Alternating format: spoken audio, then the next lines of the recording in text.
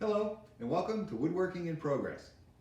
This is the final video in my series on a prototype gaming table. Now I'm doing it inside the house in the living room. It was getting a little bit too crowded out in the garage to have this and the other project going on. And well, frankly, it's a lot more comfortable in here anyway. So let me show you the features of the prototype gaming table. One of the client's requirements was that we'd be able to level off the surface or close in the open area. And that's what you see here. I've got a series of 5 leaves that fit and make a cover, kind of a cover table. So you can use this, I guess you could use it for eating or for playing another board game that doesn't require an in-depth playing surface. Now these are rabbited so that they fit nice and flush. I did a rabbet in the outside edges of all of the leaves as well as the rails. I also wanted the pieces to move as little as possible, so I created a tongue and groove along the long edges of 4 of the pieces. You simply place the pieces next to each other, slide them over, and they'll fit.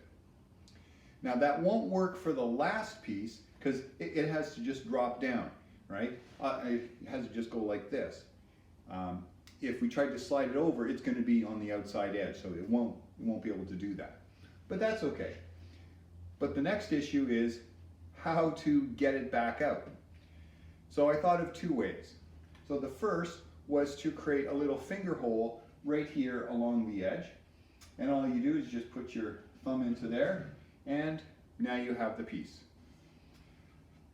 The other way was to drill a hole in the bottom of the playing surface and then allow for a tool like this. Now this might look like a piece of scrap dowel. It's actually a highly customized leaf removal tool. Kind of. It will just poke up from the bottom, lifting that piece up like that.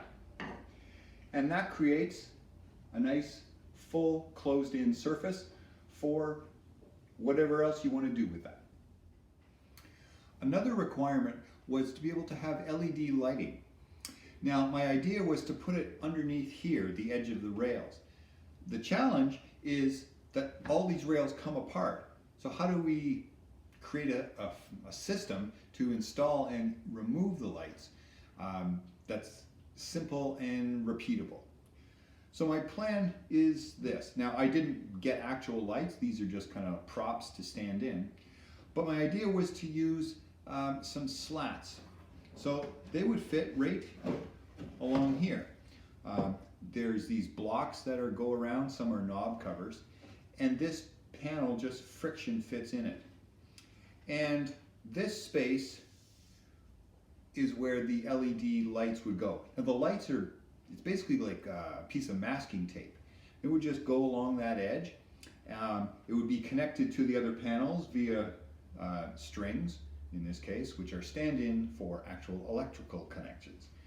So you would just lay out the pieces and then slide them into position underneath these rails. Do that for all 4 pieces, and at one of the corners I drilled a couple slots, and that's where the power cord would come. So that way we can have LED lights for kind of setting the mood around the table, but they're simple enough to take away when we're done. During these games, often there's cards that players have to collect or use or keep track of. So to help them have a place for them, I cut a small groove around the outside on the top shelves. So now you take your card and it'll just sit there, move it wherever you want, collect several in front of you, and they're accessible but not in the way. The last feature I wanted to show are what I'm calling accessories. Things like cup holders or trays, for example. Now, what I did with the prototype was create 3 different ways of attaching these accessories. So the first is here. Now, this is looks like just a simple groove, but you can see by the kind of the side shot that it's kind of like a T-shaped. that's part of the work. Then this is what goes in. So this end requires a dado and a curve and such. So it's a bit of work, but it then just pops in there. And this is just a cup holder, a tapered cup would drop down. The advantage is, of course, you can slide this really anywhere. The downside on this is that this piece here is about 1/4 inch thick. And if someone were to lose their balance and press on this piece would snap. And it's built right into the rail. So that would be pretty catastrophic. So this is the most advanced woodworking technique, but it's also maybe not the right for this type of table. But I did 2 other techniques, and let me show you those. The second technique that I used is really just a slat. So this is about as simple as you can get. Just about a 1/4 inch piece of wood. It's attached to the rail by some screws with some washers, so it's spaced off a little bit.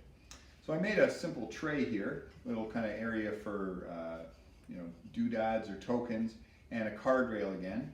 And I've just got a metal bracket. So this just pops in like that. The disadvantage of this system are the screws. I can't put it just anywhere. Eventually I'm going to hit a screw like here. So you have to lift it up. I mean, I could use smaller brackets, of course, so that would help. But it is pretty simple.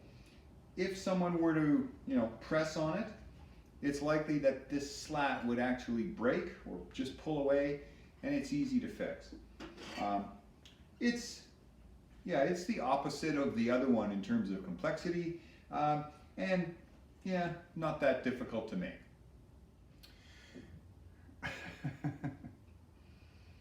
Hi, Allie.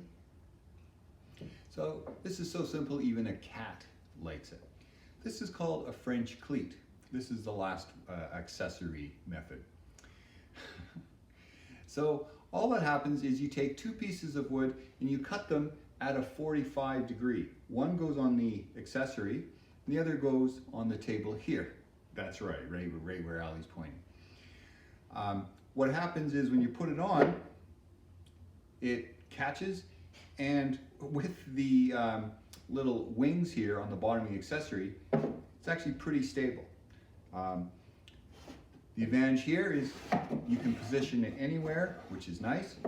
It's a little bit more complex than the slat. It kind of looks neater. Some people aren't impressed. There's string there. Anyway, I think this is the one that I would definitely go with. It's something that would hold, and it holds a lot of weight. I actually use the French cleats in my workshop to hold up my cabinets. Anyway, that's the 3 type of accessory holders. The last thing that I made for the prototype was a little tray to hold, again, tokens or whatever. Now, I had originally thought, well, I could put it on like the French cleat here, but the client wanted to be able to have some accessories up on top here, up on the shelf. So what I did with this tray was I put a little, I'm calling it a fin, just a thin piece of scrap hardboard, and it fits in the same slot where the cards go. So you go like that, and now it's stable. You can't accidentally hit it and send it flying into the playing area. And of course it'll adjust wherever you need to go. So I think that would also be a nice accessory to have for all the players. So you can have some stuff here, your cup holder here, or a tray, and it just helps with gameplay. Well, that wraps up the features of the prototype table. I've learned an awful lot about what to do and what not to do for making a larger scale version.